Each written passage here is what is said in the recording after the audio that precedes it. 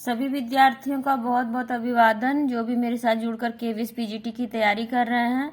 तो देखिए कुछ फैक्ट्स के पे मैं आज बात करना चाहती हूँ प्रेमचंद के ऊपर। प्रेमचंद की देखिए पहली कहानी के विषय में बहुत सारे मतभेद हैं और कई सारी कहानियों को उनकी पहली कहानी माना जाता है।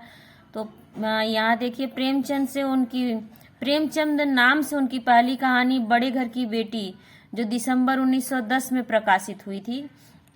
ये पुस्तक है हिंदी साहित्य एवं भाषा का वस्तुनिष्ठ इतिहास, डॉक्टर सरस्वती पांडे और गोविंद पांडे की किताब है ये। और प्रेमचंद की पहली कहानी सौत माना जाता है, तो हिंदी भाषा और देवनागरी लिपि में लिखी गई है। ये सरस्वती में प्रकाशित कहानी है। और कुछ आलोचक प्रेमचंद की पंच परमेश्वर जो 1916 में लिखी गई थी इसको भी प्रथम कहानी मानते हैं और अंतिम कहानी कफन को मानते हैं।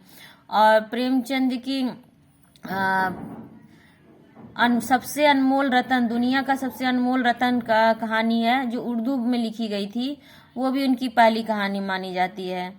और दूसरी बात आप लोगों से कहनी थी कि प्रेमचंद की जो नमक का दरोगा, कई लोगों ने कमेंट किया हुआ है कि 1914 है, तो देखिए इस पुस्तक में भी नमक का दरोगा का सन 1913 दिया हुआ है।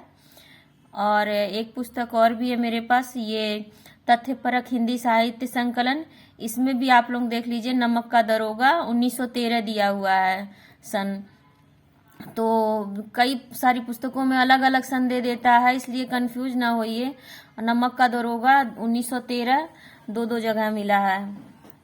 तो उम्मीद है आप लोग समझ रहे होंगे। और जैसे हम लोग छंद याद करते हैं तो दोहा 24, गीतिका 26 और हरि गीतिका 28 इस तरह से याद करते हैं हम लोग। तो वो फ्लो में 26 निकल गया होगा, हरि गीतिका छंद 28 मात्राओं वाला होता है, तो उसके लिए मैं क्षमा प्रार्थी हूँ।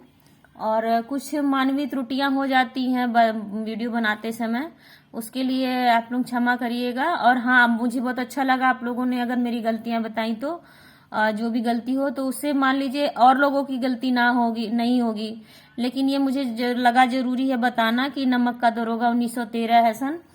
तो आप लोग अब ध्यान दीजिएगा कि नमक का दरोगा का सन 1913 ही है।